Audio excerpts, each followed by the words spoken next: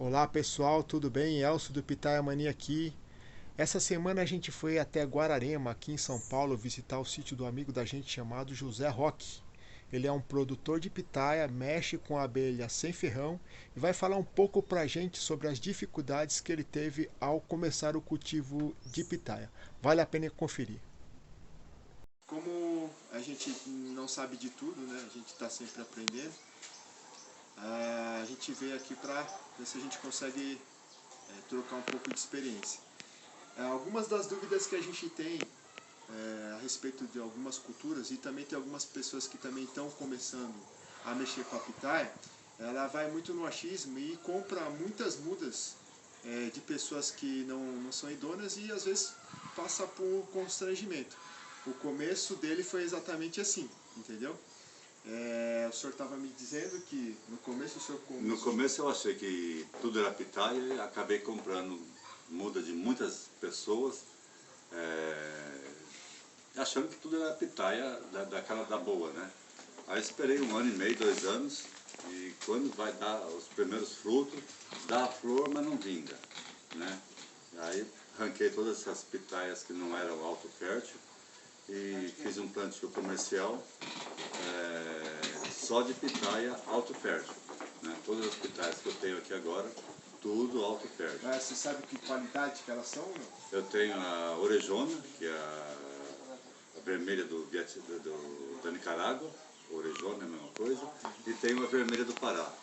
As duas vermelhas mais saborosas que tem. Muito, muito boa mesmo. A branca o senhor tem? Eu tenho a branca, a Vietnamita White, que é a top das tops, fruto de, na média mínima, de 500 gramas cada fruto, e o sabor incomparável, né? Tinham outras brancas aí, eu arranquei tudo fora, descartei, e agora só tenho a branca, a Vietnamita White, e a orejona, que é a vermelha, e a vermelha do Pará.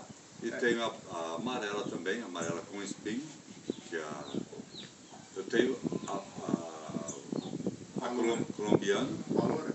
Não, a colombiana. E agora estou começando com a loura e estou começando também com a amarela da Amazônia. Amarela Amazônia. Eu sei, eu também estava Amarela vendo. da Amazônia. Eu ainda não tenho fruto ainda. Comecei há poucos dias agora. E vou começar o plantio agora. A maioria que a gente está conversando, a maioria delas é alto fértil. Deixa eu te fazer uma pergunta que também tem um pessoal que pergunta bastante. O senhor falou que o senhor tem colmeia de abelha aqui, né? Tem muitas abelhas. Então, a colmeia que o senhor tem aqui é com ferrão e sem ferrão, não é Sim, isso? tem as duas. Tem a abelha Europa, né, com ferrão, que dá bastante mel. E tem as abelhas sem ferrão, abelha nativa, né, abelha sem ferrão. Tem a jataí, tem a mandaçaia, tem a mandaguari, tem a manduri e algumas abelhas aí. Quando o senhor começou a captar, o senhor já tinha as abelhas aqui? Sim, as abelhas eu sempre tive. No começo, quando o senhor começou com o cultivo da pitaia, o senhor já tinha as abelhas aqui? Já tinha as abelhas, já tinha as abelhas. Deixa eu te perguntar, segundo o pessoal fala na internet, as autoférteis, né, ela não precisa de muito cuidado na parte de polinização porque elas vão praticamente sozinhas, né? Sim. É que não deu para perceber porque, no caso, não sei se o senhor vai conseguir me passar essa informação, mas o senhor já percebeu se com as abelhas que o senhor tem aqui, mesmo as suas plantas sendo autoférteis, você já percebeu se com a polinização que ocorre também, Sim. né, que ajuda na polinização, você já percebeu se as frutas elas chegam a dar alguma diferença, se elas ficam mais uniformes no tamanho, porque, não sei se o senhor sabe, acho que o senhor vende comercialmente essas frutas, não sei qual é o destino que o senhor dá, se é exportação ou se é coisa regional. Mas, pelo que eu estudei, se você tem um cultivo de pitaia não tendo muitas abelhas para fazer a polinização, ela vai se polinizar automaticamente, mas não existe essa uniformidade. Então, quer dizer, mesmo você tendo essas pitaias sendo autofértil, você tem uma perda significativa por conta disso. Por exemplo, se não acontece uma polinização ou manual pela abelha em cima das autoférteis, você tem a perda em qual sentido?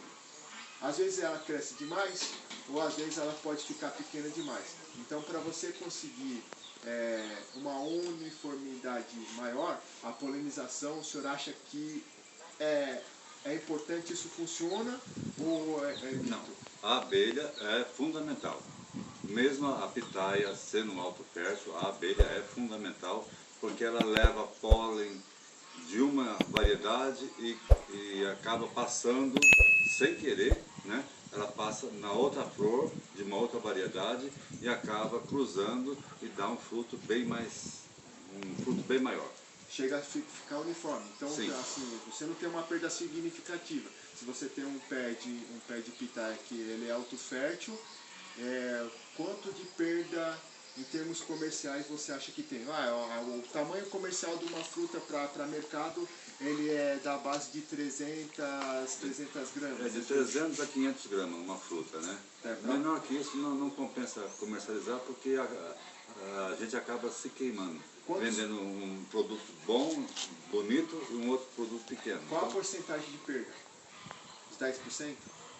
De 10 a 15%, porque aqui, como a gente não consegue controlar 100%, o passarinho ele levanta mais cedo que a gente, vai lá, se a pitaia está no ponto, ele vai lá e fura a pitaia. Essa pitaia que o passarinho começou a comer, a gente não consegue comercializar. Então, deixa para o passarinho comer, e o passarinho come e acaba, de repente, a abelha também vai lá e acaba pegando o açúcar da pitaia, da fruta, e leva para a colmeia. Então, não é nada perdido, né? Mesmo que o passarinho coma, que a gente não consiga vender o fruto, de boa, né? A gente tem que fazer parte do ciclo.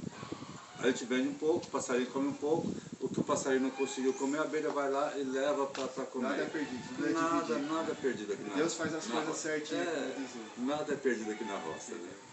Então, no caso vamos supor que essa perda, aqui eu estava falando, né? Não existe uma perda. As frutas que o senhor não vende, comercial, as menores. As menores eu pego e faço a polpa, né? E faço geleia também, faço gelatina, a gente acaba usando, né? A polpa, daqui a pouco acaba a colheita. Se você tem a polpa congelada, né? Você consegue comercializar a polpa. O senhor costuma fazer aquele sistema de ressecamento delas também? Não, essa eu não tenho, não sei ainda fazer. Né? Porque precisa ter... Não tenho a técnica para fazer. Acho que precisa ter um equipamento específico. Sim, o maquinário eu não tenho. Eu tiro a polpa, e embalo a vácuo e congelo elas. A polpa sem bater, sem nada, a polpa natural. Não alto fértil o senhor já descartou, então o senhor já não mexe mais com ela. Aqui não é alto fértil, não tenho mais nenhuma muda. Tudo é alto fértil. Tudo agora é alto fértil. Né? Agora tem um detalhe muito importante, que se a flor da pitaia, ela abre às 5 horas da tarde, depois das 5 horas da tarde, e fecha no dia seguinte às 7 horas da manhã. Ela tem que ser fecundada nesse espaço de tempo, né? Ou pela abelha, ou pela mariposa, ou pelo morcego. Mesmo, né? Sendo alto fértil. Mesmo sendo alto fértil. Se ela perde essa fecundação, tem uma perda significativa também. Se choveu, perde tudo. O único trabalho que você tem que ter, se você tem um plantio grande, é difícil você chegar às 5 horas da tarde e colocar um copinho plástico sabendo que vai chover, né? E aqui às vezes a chuva vem de repente. Então, quando chove, das 5 horas da tarde até as 7 horas do dia seguinte, a flor não é fecundada. Então quer dizer que a pessoa, quando tem um plantio alto fértil, né, ele tem que tomar esses cuidados nessa parte de Se choveu, a flor mela. Não tem como... Aí isso perde. Aí isso perde. Essa flor vai... Se não cobriu, perde. Essa flor vai ser abortada. Né? Entendi. Então a chuva... Mas faz parte também. Eu sei. É porque são dúvidas de pessoas... Porque o meu público, na verdade, né, o que a gente atende em São Paulo, são públicos de pessoas que estão querendo começar como o senhor começou e não tem informação. Então, como eu estou falando, às vezes a pessoa quer ter uma coisa bacana em casa e não tem alguém que auxilia. Então é o que eu sempre digo, hoje a gente não vende só uma muda, a gente vende uma muda e as técnicas e todo um apanhado de informação que é importante para a pessoa não sofrer. Se o senhor tivesse alguém que tivesse que dar a informação... Eu estaria bem mais alto no patamar financeiro, né? Porque eu perdi, né? E a pitaia é uma fruta que entrou no Brasil há pouco mais de 20 anos, né? Que está sendo difundida. E ainda tem muito, mas muito campo para ser explorado. Porque se você fizer uma comparação, fizer uma pesquisa no público geral, a cada 10 pessoas, no máximo 5 pessoas conhecem essa fruta. E ela tem muitos e muitos benefícios para a saúde. Então quer dizer que se por acaso o senhor tivesse um capital hoje para investir em um terreno desse daqui, sem dúvida nenhuma o senhor investiria? Sim. E tanto investiria, tanto estou investindo, cada tempo eu faço um pedacinho a mais, aumento um pouquinho mais. E sempre tem mercado para venda? Sempre tem mercado para venda. É claro que tudo nessa vida é a lei da oferta e procura. Quando começa a colheita, o preço está um pouquinho mais alto, beleza. Quando, no auge da colheita, aí todo mundo tem. Então, já que todo mundo tem, todo mundo quer vender, então é natural que se abaixe o preço, né? Para que a gente não perca de vender. Então, se você tem bastante fruto, abaixa o preço. A pessoa de menor poder aquisitivo consegue comer a fruta também, né? Então, hoje, essa fruta hoje, no começo, final de dezembro, começo de janeiro, a fruta chega a R$20 o quilo no varejo, né? Hoje não, hoje você encontra a fruta a 10, 12, 15 reais, né? Porque hoje tem bastante, é o auge da colheita. Fevereiro e março é o auge da colheita. Aí depois ela começa a cair e vai até maio. Isso a branca e a vermelha. A amarela começa agora a floração, amarela com espinho, né? A colombiana, e vai até outubro.